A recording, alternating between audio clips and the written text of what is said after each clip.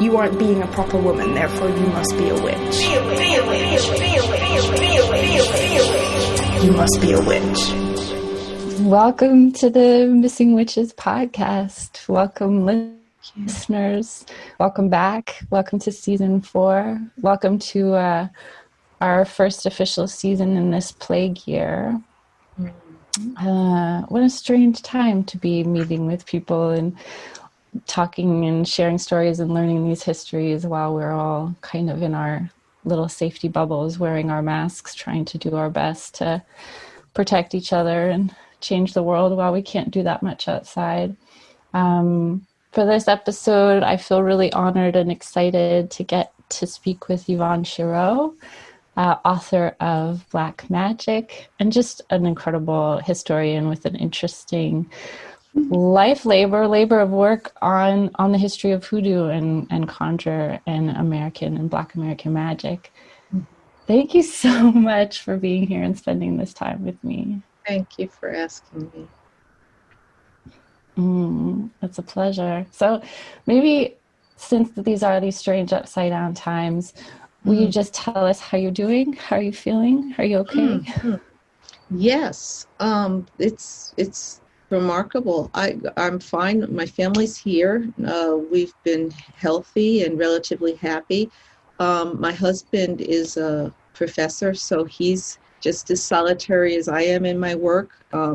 My daughter is not very happy being at home. She's a high schooler, but everyone's happy and healthy in that respect. But we're doing fine. We're gearing up for the fall semester, the fall term, which is going to be completely remote, which is something we've never done before at the college I teach. So it's going to be interesting, but it's fine. It's beautiful.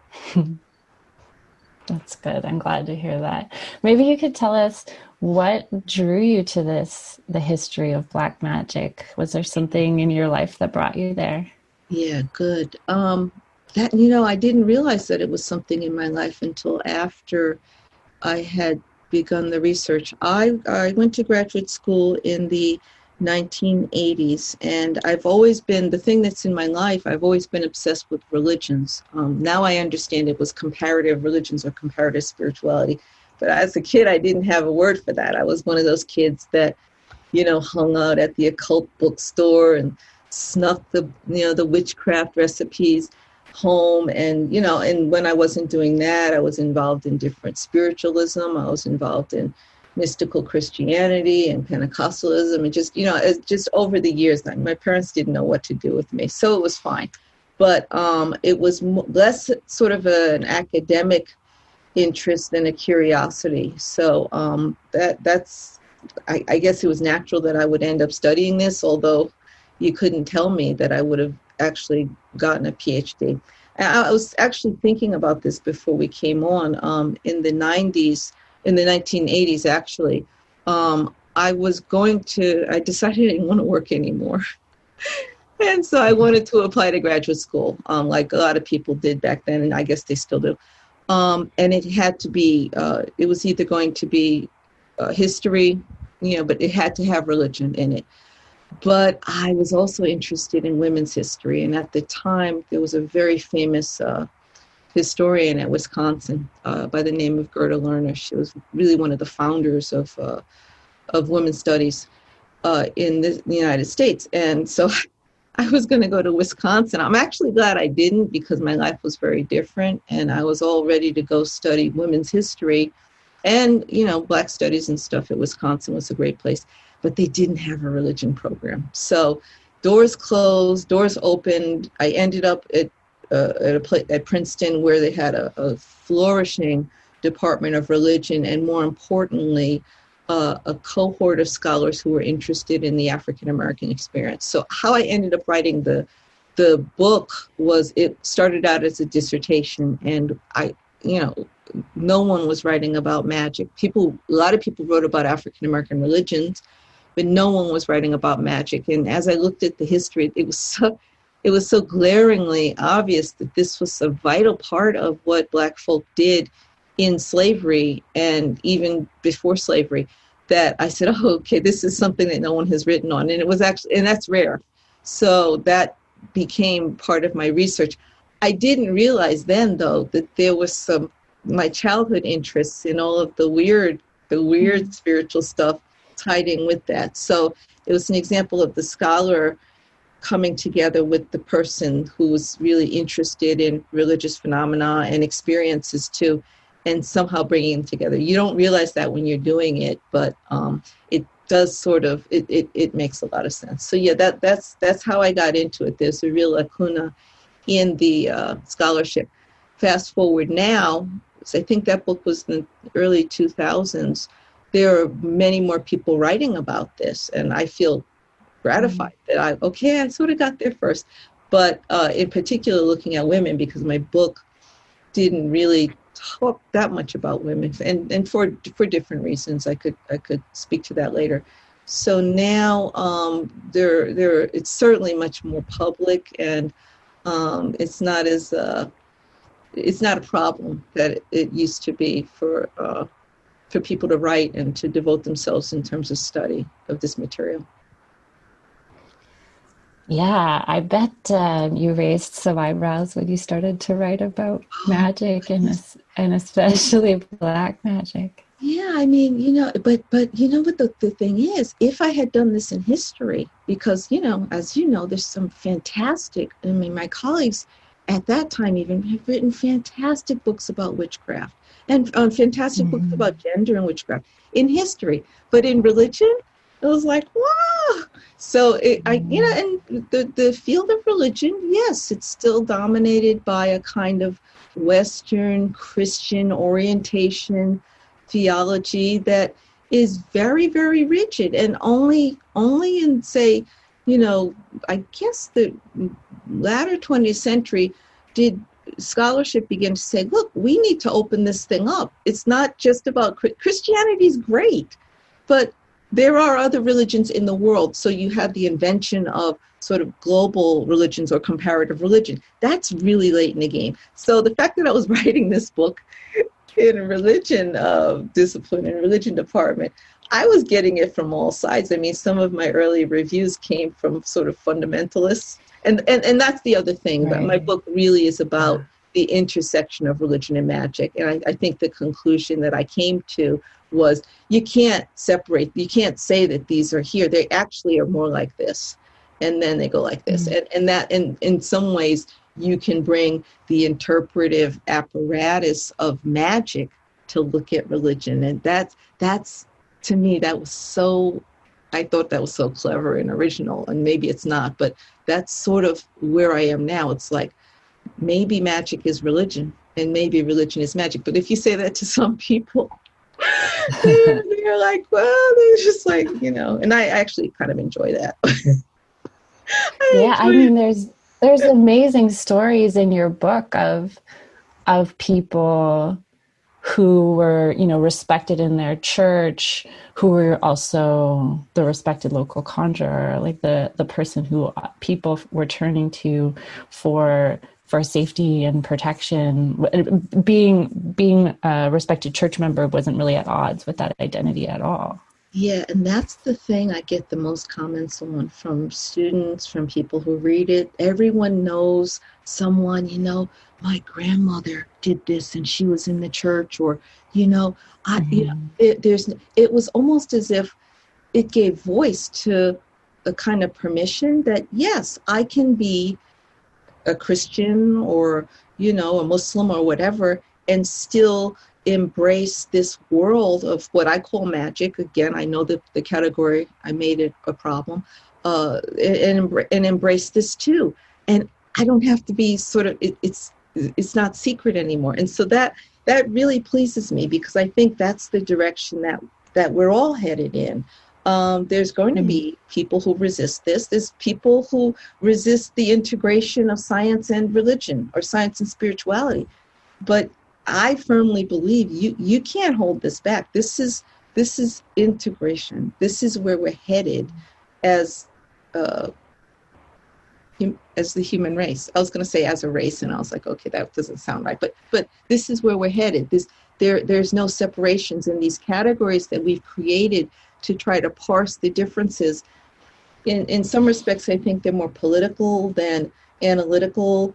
because it's really about power. You people, you are the ones over there that do the magic. Bad. Or you're the ones who, the scientists say to the religion, so it becomes sort of a power thing. Can't hold that back. So that's my soapbox. We're just headed toward the integration of these ideas, and how profound will that be?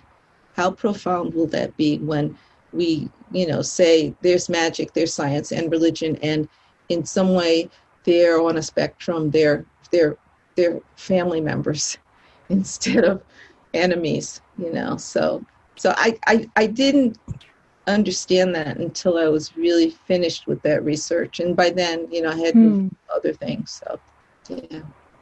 Are there things that you learned when you were doing that research that you think you incorporated into how you think or who you are?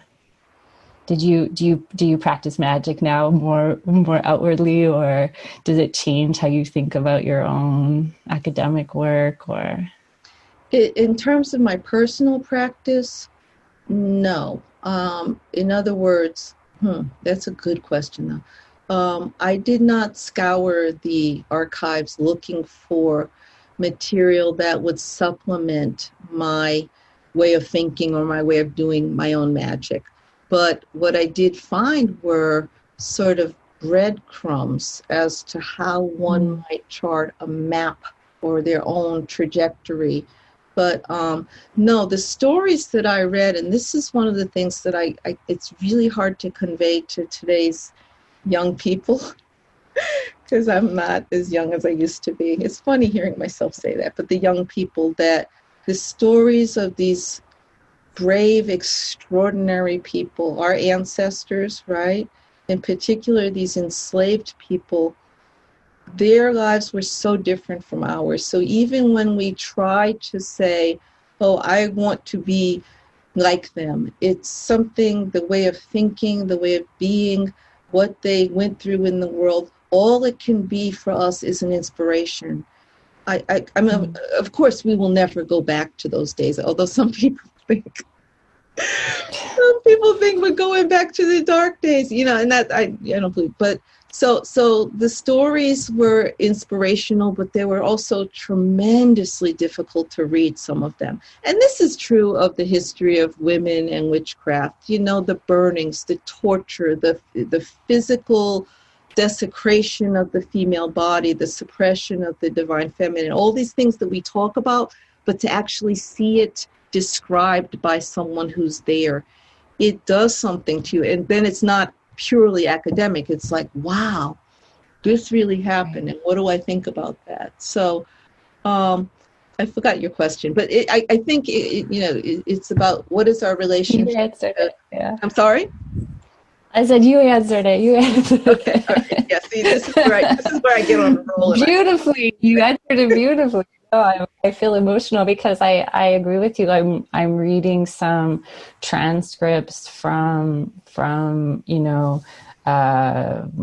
the Inquisition in Cartagena, or from witch trials in Europe, and I find it so kind of gut twisting and painful, but also like painful in this way that I experience a loss, because I feel like I can't find the layer of interpretation on behalf of the people who are writing the stories, who are so much of what I've been able to read are the torturers. It's really hard to feel like I'm getting anywhere near the woman's worldview, the woman's life. So yeah, that is the most difficult thing. And so what we have today are people who want to hear that voice and take that voice, and that becomes the source of their inspiration in literature and their inspiration in art. So they'll tell the story on behalf, and that was a problem for me as a historian. And I kept coming up against that again, and not against it, because I would never say you're wrong and be like a jerk, you're wrong. But a lot of the people who began to write about Black women, for example. So Black women's history came after women's history. white women's history. I'll just say white women's history. Really, at the turn of the century, right around 2000s, late 90s or so, where Black women are like, hey, we need to write our history and look at things like religion and spirituality seriously, which was a lot of historians, and this is another reason why I'm kind of happy I became a religionist. Historians, they're trained in a certain type of thinking about religion, coming out of sort of these Marxist specialties and so forth. They don't have any, religion. That's something that keeps, so they don't take it seriously. So a lot of the early Black women histories, it's like, I'm looking through them and I'm like, come on, where's the religion? And it's like, when you get it, it's like, these women in churches, which is fine too. So you don't really get Black women's history in talking about religion, spirituality until I would say after 2000, because the people who were looking at it, the religionists are coming from the Christian seminaries and so forth, and they're doing great work. The Black feminists, the Black womanists, man, but they're looking at it like this. And so about that time, turn of the century, and I sort of alluded to this at the very end of my book, I was like, well, look, we have women in Afro-diasporic religions, right? Like Santeria, Haitian Vodou, that are very magical, right? Can we say something about them? And people would just sort of look at me and then move on.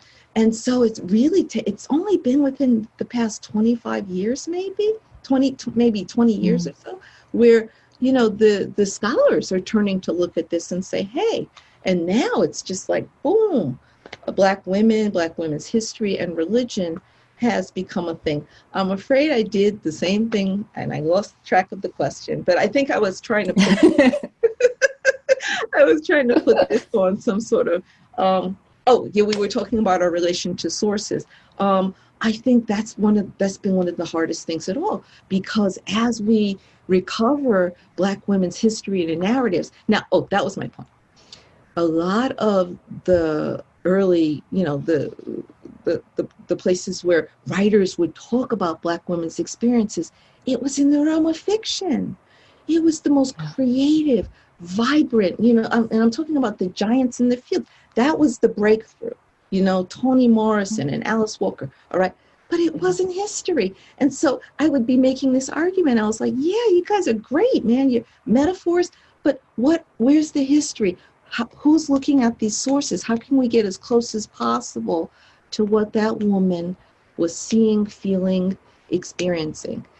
And it just hadn't happened until, I would say, relatively recent. But again, I'm getting older, so I've wondered why that is, and whether it's because people weren't doing the work, or they weren't interested in the work, or it was really painful and difficult to do this kind of work, given what we know about Black women's experiences now. So I'm really happy that even our conversation, that it's there, and young people are even kind of turning to look at this, to be inspired.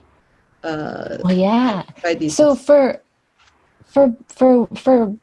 Black witches especially, or women, or people of marginalized genders who are seeing these holes in history, who want to and they're listening to you and they want to go do the work and follow your lead and find the primary sources. What would be your advice for someone who's looking for those ancestors, looking for those primary sources? Oh boy, that is a great question. Well, a lot of the sources in the United States, and I would say now we have to look beyond this sort of U.S. American-centric history of spirituality. We just have to. And I know a lot of people, and I know there's like a political movement in this country that is focused strictly on American descendants of slavery. I actually think that's the wrong way to go, but I understand why. Just focus on Black Americans.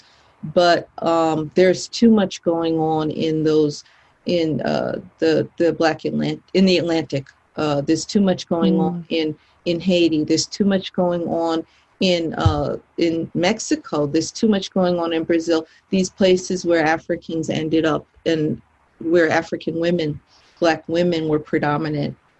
So sure, if you just want a starting point here in the United States, I say you always go back to early slavery, dig through those sources.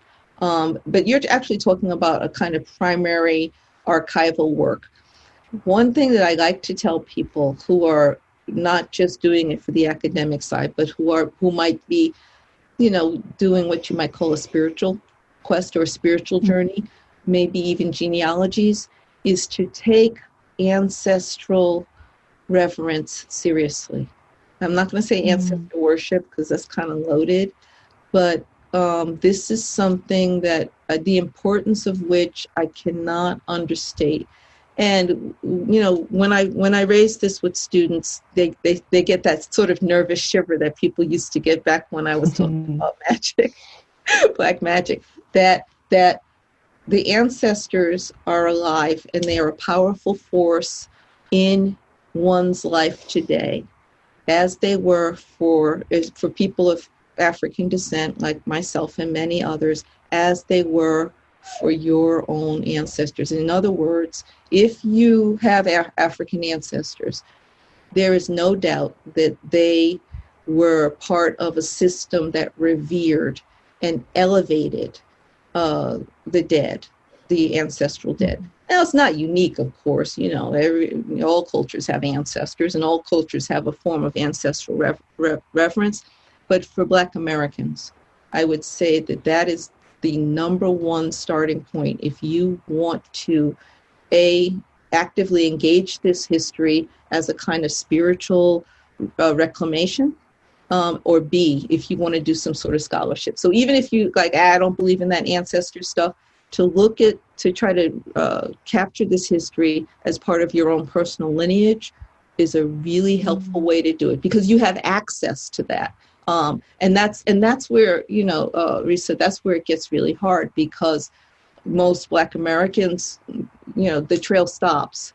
And so you have to come to terms with the implications of that middle passage that caused a separation and a rupture between, the African ancestors and this new world that these Black people came into, that for many it's seen as unbridgeable.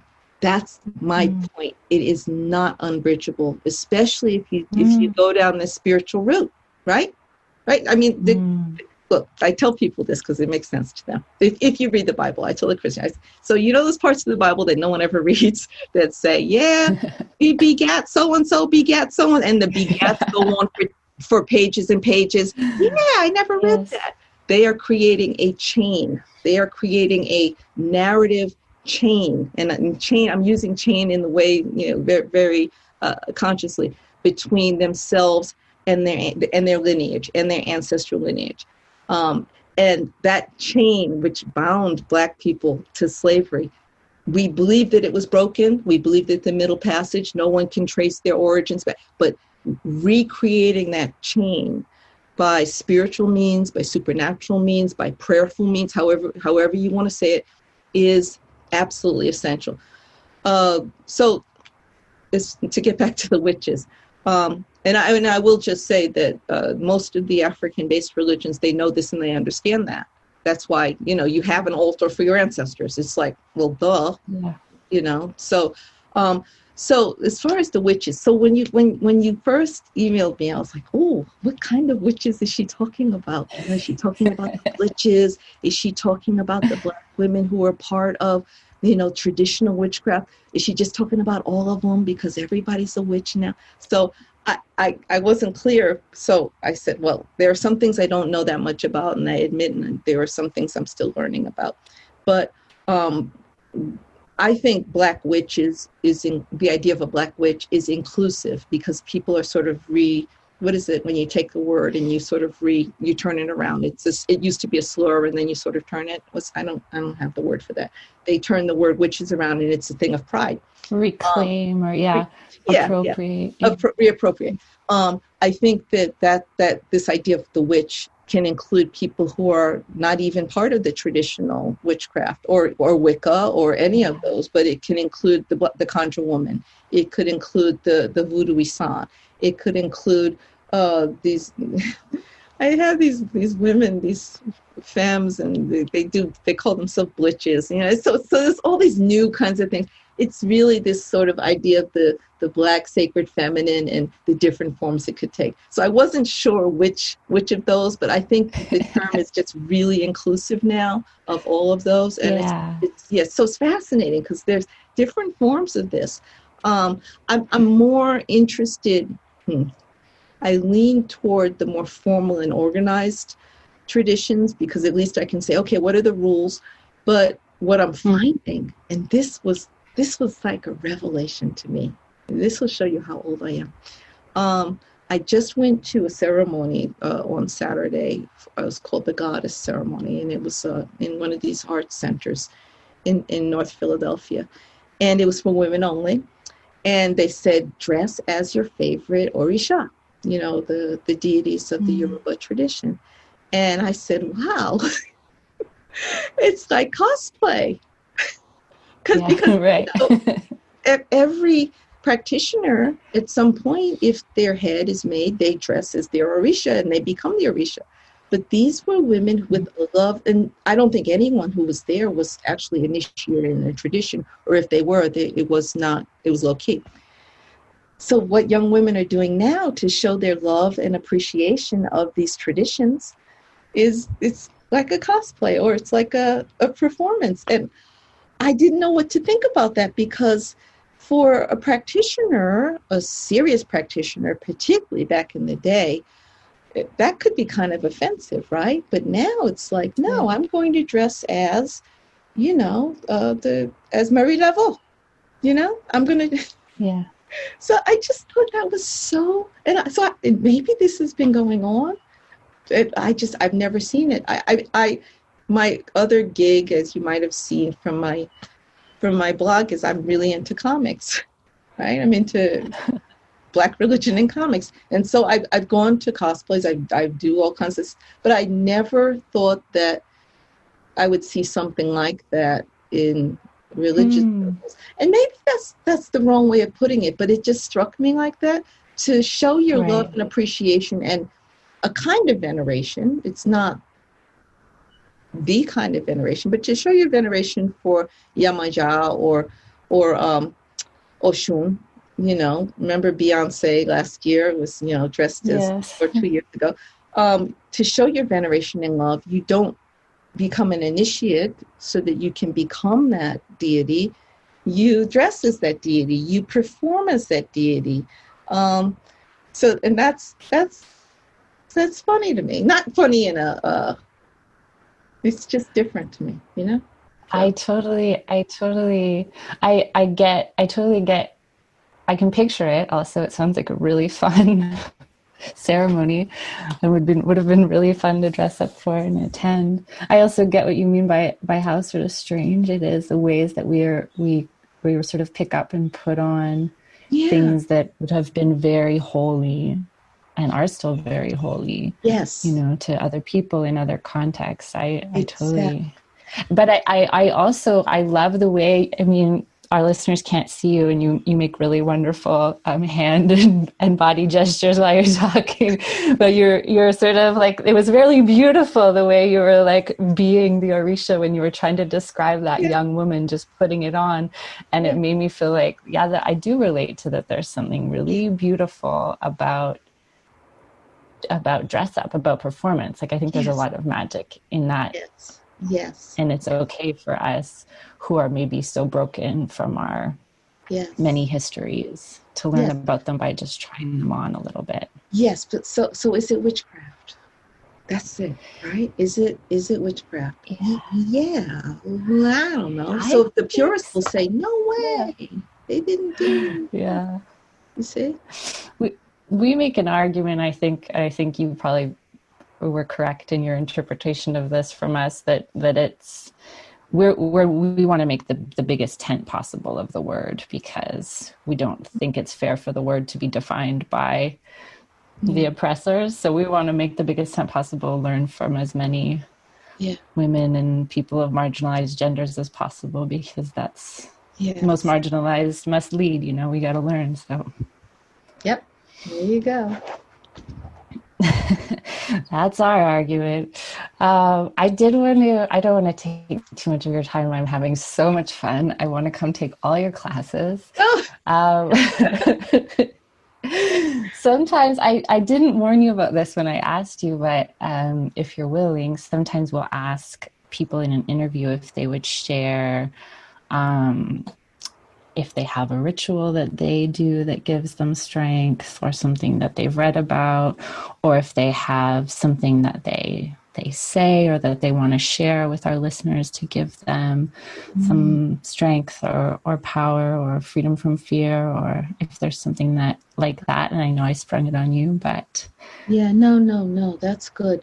I have become very eclectic as I get older. I mean, I've always been eclectic, of course, right? As a kid, I'm like, oh, let me study this. And there's a point where you only answer to the soul. And I think it will happen to everyone, but maybe not this lifetime.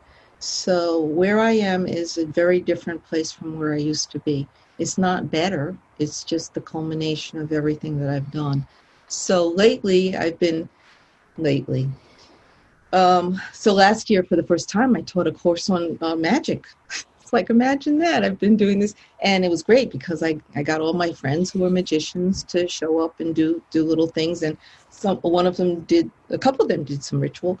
And as I was sitting and watching it, and I was so happy because everyone was pleased, I realized how distant I was from that. And it struck me, not that I was distant in like looking down at them, but how, it's so hard to put this, that it's all good. It's all good, but that's not where I am now. I prefer to point, oh, look at this. Wow. Look, have you ever met someone who does chaos magic? Check it out. And then that person suggests the ritual and so forth. So when you asked me that, I was like, oh, okay, I could answer that in a personal way, or I could answer that in sort of the broad Professor Chireau way, which is what I think I'll choose. So for the Black witches, I'm going to reiterate what I said, or for Black people in general, and I am very clear on this. I think it's true for everybody, like I said. So a white person could certainly do this, but I think that we cannot be whole until we connect with the ancestors. And the ancestors, if it's good enough for the Hebrews, it's good enough for us. So I would recommend, and I'm not saying just for Black folk, I'm just saying I would recommend that if you're serious about this, and if you're a person of African descent, if you're serious about magical spirituality, if you're serious about witchcraft, that you have some sort of formal, and it could be very simple, practice of ancestral reverence and elevation. And the reason I say that is not only because every single teacher that I've had suggests this, and again, it can be very formal. And I know people have altars that go up to the ceiling. And then there are people who have a picture of their first two, the grandparents, or whoever is the most immediate who passed. I recommend that. I recommend it for everyone, but because people's cultural traditions. So, one of the things I love to teach is American religion, and where's the ancestor reverence in American religion? Well, I would say in American culture these days, our founding fathers act as a kind of civil religion, the ancestors that are watching over the nation. But you can go to any Italian person, and they'll once you ask the right questions, they'll say, oh yeah, we have an ancestral tradition and so and so. So it can be part of a religion. It could be part of a magical spirituality. That's what I would recommend.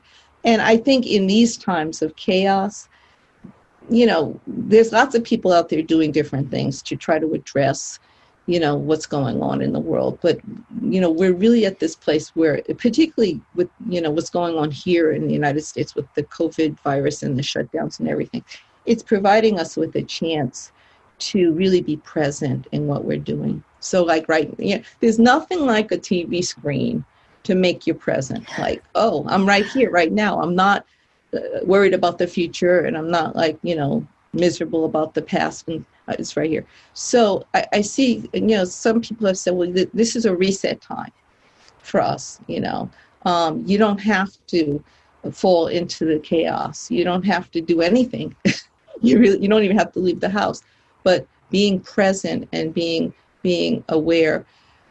And, most simply, and I don't need to tell this to your listeners because they wouldn't listen if they didn't care about spirituality, but to have that vital connection, just that vital connection with oneself and one's divine self. It could be God, it could be goddess, it could be Orisha, it could be, nature, which is really astonishingly powerful. But having a real vital connection, not something you do, but just a real awareness in present time. And there's a little bit of a secret, there's a little bit of an esotericness there, because the truth is the present it's an infinite time. You know how they talk about different kinds of times, linear, simultaneous, all these times.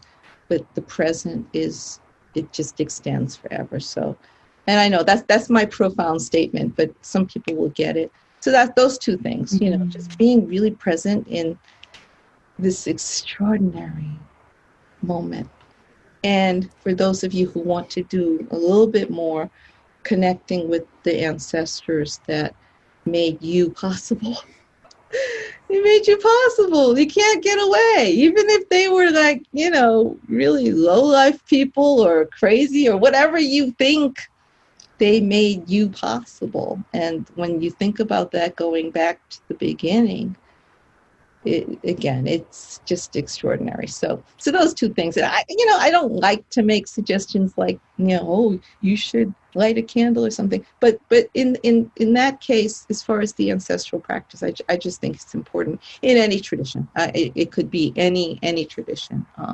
It gives kind of a hope to the humanity, right? Because all humans have ancestors, right? Mm-hmm. Yeah. Even my Palladian friends have. Have you seen this? This is like the thing. Yeah, I'm laughing, but it's absolutely true that the Palladians are among us. I don't know what that is. Oh, really? Oh, they are from another system. There's a counter discourse about disclosure and aliens, and this every year it's like, this is the year that the aliens are going to make contact. So the presumption is that it's already occurred, and this particular alien race is with us, or has been with us. But the reason I mentioned it, because the question's going to come up inevitably. Well, if we have human ancestors, do aliens also have ancestors? So that's what I thought. It was like a kind of a corny joke, but the Palladians apparently, according to some of the myths, were seeded from the earth. So they're part human. Anyway, this is far from witches, but this just shows you, there's so many ways. Yeah. It's beautiful. It's and this. I would love to see all of these traditions, people in a room together, just celebrating that we're here. They don't have to agree. That's my dream. Sort of like what religion scholars do every year. They have a meeting every year in a big convention, and we don't have to agree. We're just there. Although I don't know if we're going to do that this year. Yeah, I don't know when I'll feel safe doing that again. But I do, that's my favorite thing about podcasting, is there's a moment where I remember that there's, a couple hundred, sometimes a couple thousand people who will be in this extended present with us when they listen to it. That's it right there. You got it. You understand it. And this is really nice. Really nice. It's really nice. Thank you so much. I feel so touched. I turned my camera back on so that my grandfather, who grew up on a farm that only grew rocks, as the story goes, could be visible. That's my... You have the stories. You have the stories, and that brings the being into the present with you. there are so many secrets there that we have yet to even understand. How you activate the presence of a being that's in spirit, how you actually bring them into your presence. This to me is the genius of practices that we've kind of forgotten. And in some ways the scientists will probably discover how to do this before the religionists, because I shouldn't say that. That's kind of jinxing it. But yes, that the honor. Or they'll discover something people were doing a long time ago. Exactly. It's like, yeah, they'll get the credit for it. Oh boy! All right. Well, I'm really sorry I rambled away, but this topic that you gave me is bigger than just that one little piece. So I'm really glad that you asked me open-ended questions, and then people can explore. There's lots of places to start. Yeah. We have more information than ever. So yeah, but I really appreciate it. I really like this. I really appreciate it so much. I wanted to talk more too about academic hoodoo, but maybe because I thought that the way you put those two things together really resonated for me. That I think for me and some of the other people that we talk to, I don't connect with an idea of ceremonial magic or Wicca or whatever, but I feel very confident that the way that I do research and write and communicate and build community is magic. And talking about academic hoodoo kind of sounded like it was related. Yeah. Can I say something? I'm not promoting it, because I haven't. Oh, promote everything. I will say, we want all your books and all your websites. Yes. I would love to write another book, but it seems in the 21st century people are blogging and writing things online. So the academic hoodoo, it's exactly like that, academichoodoo.com. And it was really a place for me to explore some of these ideas that no one would touch or publish in an article. It's like, I have articles about all kinds of things. The divine feminine mermaid. I have articles about, I think my last article is why Black religious people wore turbans, like, the sort of Orientalism. But so it's kind of goofy. I started to do my comics research there. And what do you know? People are starting to do comic studies. So it's a real hodgepodge, but the thread is religion, magic, Africana, cultures, and so I try to hit all of that on academic hoodoo. So yeah, it started off as one thing, and now it's just a place for me to make my thoughts. And I really do, and I'm sure you do too. You love to just write and without the restrictions of particular methodologies or theories. So I would love for people to visit. I need to get back to that blog. So maybe people will inspire me to do that. Amazing. I mean, I really enjoyed puttering around in there. That's exactly the kind of writing I love. It's like, here's this idea, and I have a shit ton of academic background that I can throw at these two crazy ideas. I'm glad you get it. You get it. Oh, you've made me so happy.